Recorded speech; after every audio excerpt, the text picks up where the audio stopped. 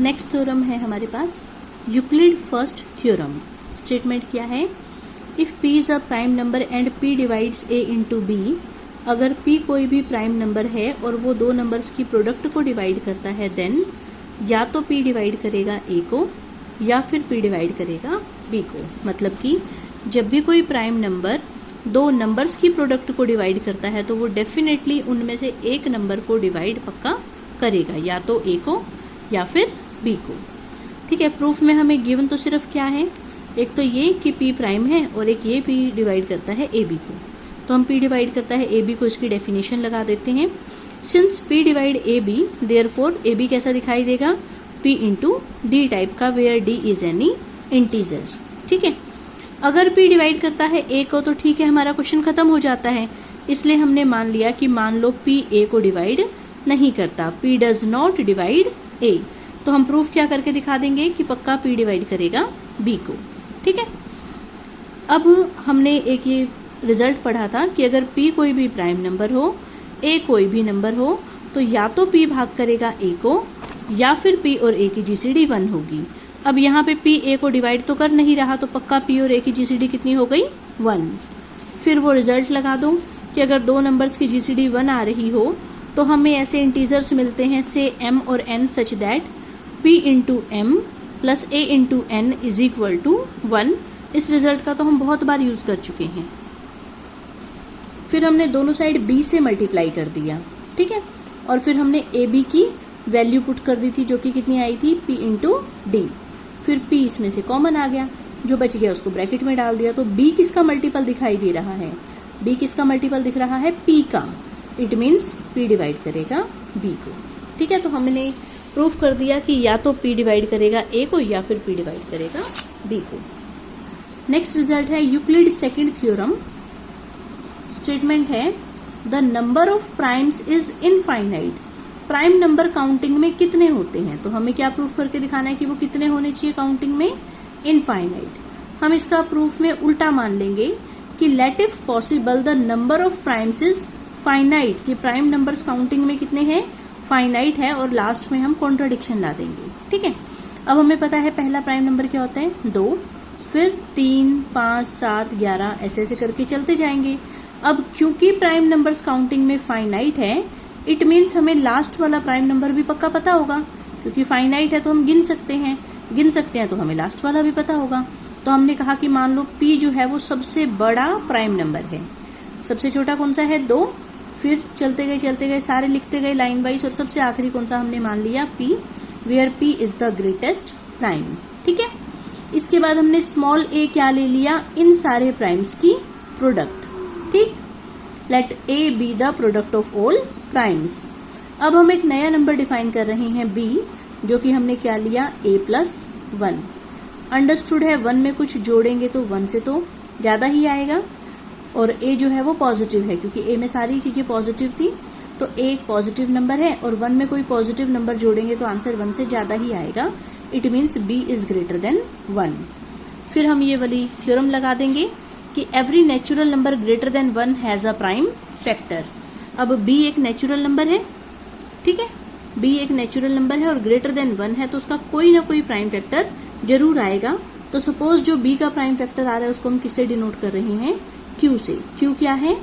Prime भी है और फैक्टर ऑफ b भी है। q is prime factor of b। ठीक है, क्योंकि q फैक्टर है b का, इसका मतलब q डिवाइड करता है b को। ठीक है, और क्योंकि q प्राइम है, अब प्राइम तो सारे के सारे यहां पर आ गए थे, सारे प्राइम्स की प्रोडक्ट को हमने a कहा था, इसका मतलब हर प्राइम a को तो डिवाइड करता ही करता है, क्योंकि a is a multiple of 2, so 2 divides a. a is a multiple of 3, so 3 divides a. क्योंकि a सारे प्राइम्स की प्रोडक्ट था, इसलिए हर प्राइम a को तो डिवाइड करता ही करता है, और क्योंकि q भी एक प्राइम है इसलिए q भी डिवाइड करेगा a को। ठीक है, q डिवाइड करता है b को, q डिवाइड करता है a को, इसीलिए q इनके डिफरेंस को भी डिवाइड करेगा, और b माइनस a की वैल्यू कितनी आएगी? 1। इसका मतलब कि q डिवाइड करता है 1 को, and this is not possible क्योंकि q तो प्राइम नंबर था, प्राइम नंबर है इसका मतलब वो 1 से बड़ा है, और एक से बड़े नंबर एक को डिवाइड करें, ऐसा पॉसिबल नहीं है। तो हमें इस तरह की हम कॉम्प्लिकेशन पर क्यों आए? क्योंकि हमने शुरू में ही मान लिया था कि प्राइम नंबर्स काउंटिंग में कितने हैं, फाइनाइट है, तो कॉन्ट्रडिक्शन आ गई। इसका मतलब our supposition is wrong and the number of primes must be infinite. Next है theorem, fundamental theorems of arithmetic. Statement क्या है? हर नेचुरल नंबर जो कि एक से बड़ा है can be expressed as a product of primes. हर नेचुरल नंबर जो एक से बड़ा है उसे हम प्राइम्स की प्रोडक्ट के रूप में लिख सकते हैं। ठीक है, हर नेचुरल नंबर जो एक से बड़ा है उसे हम प्राइम्स की प्रोडक्ट के रूप में लिख सकते हैं in one and only one way, except for the order in which the prime factor occurs.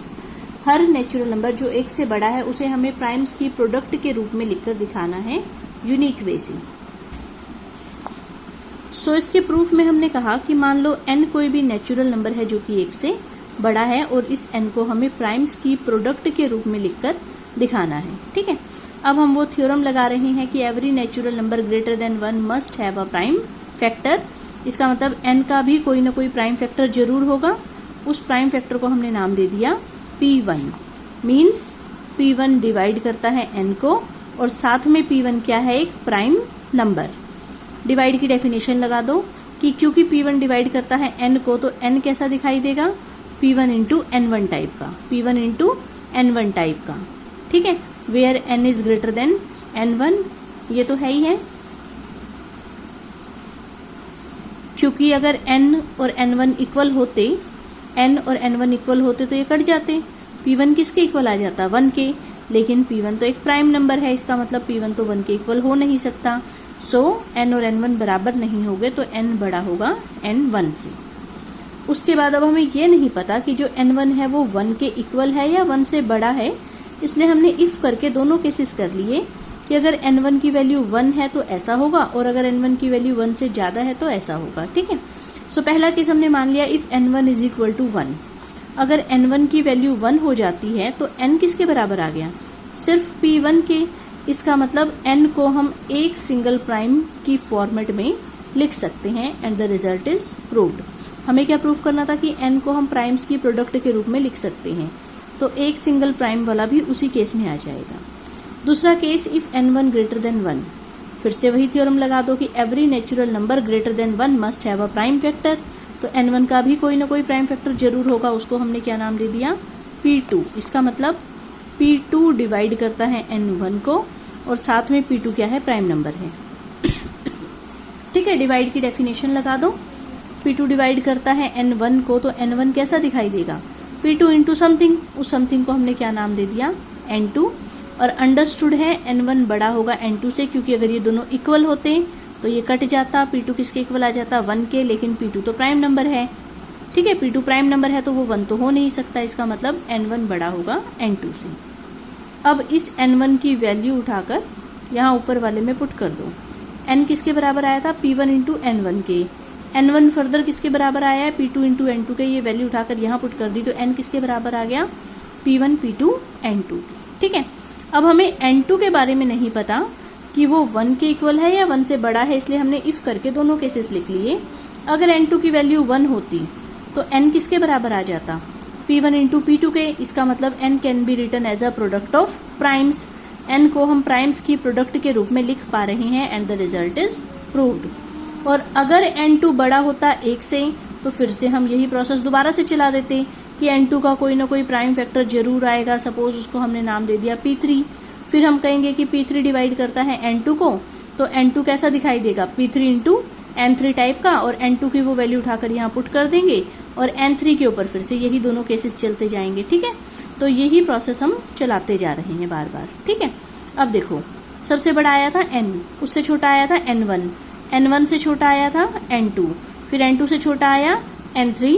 इस तरह से ये चलता जा रहा है। ठीक है, अब n तो एक फाइनाइट नंबर है ना कुछ। ठीक है, सपोज इसकी वैल्यू 10 होती, ये इससे छोटा है मान लो इसकी वैल्यू 8 होती, ये इससे छोटा है मान लो इसकी वैल्यू 7 होती। ऐसे ऐसे करके डिक्रीज होते जा रहे हैं और हैं सारे नेचुरल नंबर्स। इसका मतलब कहीं ना कहीं तो आखिरी में जाकर ये 1 पे पहुंचेंगे। कोई ना कोई तो N2 N1 N2 N3 N4 में से कोई ना कोई तो जाके 1 आएगा ही आएगा, क्योंकि इक्वालिटी तो कहीं है नहीं, स्ट्रिक्टली लेस चलते जा रहे हैं तो कहीं ना कहीं तो जाके 1 आएगा ही आएगा। Therefore this process must and after a finite number of steps. ठीक है, तो कोई ना कोई nk की वैल्यू 1 जरूर आएगी।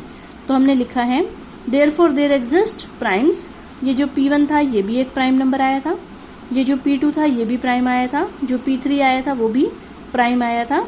तो therefore there exist primes P1 P2 Pk such that n is equal to P1 P2 P3 Pk nk। जब P3 था तो N3 था, चलते गए तो Pk के साथ क्या आएगा nk, जिसमें nk कितना है 1, क्योंकि कहीं ना कहीं जाके तो nk की वैल्यू 1 आएगी ना। तो हमने मान लिया कि nk की वैल्यू कितनी है 1, nk की वैल्यू 1 है तो n किसके बराबर आ गया P1 P2 P3 Pk। इसका मतलब n को हमने प्राइम्स की प्रोडक्ट के रूप में लिखकर दिखा दिया। अब हमें दिखानी थी यूनिकनेस, कि n को हम यूनिक वे से प्राइम्स की प्रोडक्ट में लिख सकते हैं, मतलब कि यही प्राइम्स आएंगे, इनका ऑर्डर आगे पीछे हो सकता है लेकिन प्राइम यही रहेंगे। जैसे कि अगर कोई कहे कि भाई 10 को प्राइम्स की प्रोडक्ट के रूप में लिखो तो मैं क्या लिखूंगी 2 गुना 5, या फिर क्या लिख सकती हूँ ज़्यादा से ज़्यादा 5 गुना 2। इसमें ये दोनों पक्का क्या होने चाहिए प्राइम नंबर होने चाहिए। क्या इसके अलावा और कुछ लिख सकती हूँ? क्या मैं ये कह सकती हूँ कि 3 और 7 को मल्टीप्लाई करूंगी तो 10 आ जाएगा? नहीं आएगा। तो 10 के फैक्टराइजेशन जब मैं करूंगी, 10 को जब मैं प्राइम्स की प्रोडक्ट के रूप में लिखूंगी तो प्राइम कौन कौन से आएंगे, सिर्फ एक 2 और एक 5। वो अलग बात है कि चाहे 2 को आगे लिख लो 5 को पीछे, या मल्टीप्लाई करते हुए 5 को आगे लिख लो 2 को पीछे, ऑर्डर आगे पीछे हो सकता है लेकिन प्राइम्स चेंज नहीं होंगे। प्राइम्स अगर 2 प्राइम आए हैं तो 2 ही आएंगे, ना 2 से ज़्यादा ना 2 से कम। तो ये हमें अब यूनिकनेस में दिखाना है कि सपोज n को हम और किन्हीं प्राइम्स की प्रोडक्ट की फॉर्मेट में लिख रहे हैं, तो हमें ये दिखाना है कि एक तो काउंटिंग में जितने ये थे उतने ही ये होने चाहिए, और हो सकता है P1 Q2 के इक्वल हो सकता है P2 Q1 के इक्वल हो, मतलब कि कोई प्राइम इनमें से किसी और प्राइम के इक्वल आ सकता है, लेकिन ऐसा नहीं हो सकता कि इस वाले में कोई ऐसा प्राइम हो जो कि इस वाले में था ही नहीं। ठीक है, so now we shall prove that k is equal to r, कि काउंटिंग में जितने ये थे उतने ही ये होंगे, और हर pi किसी ना किसी qj के इक्वल आ रहा है। Each pi is equal to sum qj, ये अब हम प्रूव करके दिखाएंगे। ठीक है, नाउ ये भी n की वैल्यू है, ये भी n की वैल्यू, इसलिए दोनों इक्वल हो गई। अब देखो P1 इस प्रोडक्ट को डिवाइड करता है ना, क्योंकि this is a multiple of P1, so P1 इसको डिवाइड करता है, लेकिन ये तो इसके बराबर है तो P1 इनकी प्रोडक्ट को डिवाइड कर गया। ठीक है, फिर से वो थ्योरम लगा दो कि अगर कोई prime number a into B को डिवाइड कर रहा है तो या तो P डिवाइड करेगा a को या फिर P डिवाइड करेगा b को। इसका मतलब या तो P1 डिवाइड करेगा Q1 को, या फिर P1 डिवाइड करेगा Q2 को, या फिर P1 डिवाइड करेगा QR को। इसका मतलब P1 divide at least 1 of Q1 Q2 Q3 and QR। अब हमें पता नहीं है किसको करता है, हमने कहा मान लो कि P1 किसको डिवाइड करता है Q1 को, लेकिन Q1 तो एक प्राइम नंबर था, प्राइम नंबर को तो सिर्फ कौन कौन भाग कर सकता है, या तो 1 या फिर वो खुद। इसका मतलब P1 के पास क्या क्या ऑप्शन है, या तो वो 1 होगा या फिर वो Q1 होगा, लेकिन 1 वो हो नहीं सकता क्योंकि P1 भी प्राइम नंबर था। इसका मतलब पक्का P1 किसके बराबर आ गया Q1 की। जैसे ये बराबर आए तो P1 और Q1 दोनों कट गई। अब क्या बच गया P2 P3 Pk is equal to Q2 Q3 QR। फिर से वही चीज कहेंगे हम कि P2 डिवाइड करता है इस प्रोडक्ट को, क्योंकि this product is a multiple of P2। क्योंकि P2 इस पूरे को भाग करता है, ये पूरा इसके इक्वल है तो P2 इस पूरे को भाग करेगा। फिर से यही वाला रिजल्ट कि अगर कोई प्राइम प्रोडक्ट को डिवाइड कर रहा है तो वो उनमें से किसी एक को जरूर डिवाइड करेगा। तो सपोज हम कह देंगे P2 डिवाइड करता है Q2 को, लेकिन Q2 तो प्राइम नंबर था, प्राइम नंबर को जो भाग करे उसके पास सिर्फ 2 ऑप्शन है, या तो P2 1 होगा या फिर P2 इक्वल होगा Q2 के। P2 1 हो नहीं सकता क्योंकि P2 भी प्राइम नंबर है, तो P2 किसके इक्वल आ गया Q2 के। इसी तरह से P3 किसके इक्वल आ गया Q3 के। इसी तरह से हम चलते जा रहे हैं। ठीक है, लेकिन अभी भी ऐसा हो सकता है कि मान लो इस तरफ तो है P1 P2 P3 और इस तरफ है मान लो Q1 Q2 Q3 Q4 and Q5। हो सकता है यहाँ प्राइम ज्यादा हो, यहाँ प्राइम कम हो। अभी तो हमें ये भी प्रूफ करना है कि काउंटिंग में जितने प्राइम यहाँ थे उतने ही यहाँ होने चाहिए, लेकिन अभी तक प्रूफ तो नहीं किया। लेकिन हुआ क्या, P1 इक्वल हो गया Q1 के, कट गया, P2 Q2 से कट गया, P3 Q3 से कट गया, तो बचा क्या 1 is equal to Q4 into Q5। लेकिन ये भी प्राइम है और ये भी प्राइम है, और 2 प्राइम की प्रोडक्ट कभी भी 1 नहीं आ सकती, क्योंकि प्राइम नंबर तो हमेशा एक से बड़े होते हैं। ये भी एक से बड़ा, ये भी एक से बड़ा, इनकी प्रोडक्ट 1 आ जाए, ऐसा हो ही नहीं सकता। So this is a contradiction. इसका मतलब ये वाले प्राइम्स काउंटिंग में इनसे ज्यादा हो, ऐसा नहीं होगा। और इसी तरह से ये वाले प्राइम्स काउंटिंग में इनसे ज्यादा हो तो वो भी नहीं होगा। लॉजिक फिर वही यही रहेगा। इसका मतलब काउंटिंग में जितने ये हैं उतने ही ये हैं। और ये तो हम ऑलरेडी शो कर चुके हैं कि P1 इक्वल आ गया Q1 के, P2 Q2 के, P3 Q3 के। इसका मतलब नंबर में भी वो इक्वल हैं। And each PI is equal to sum QJ।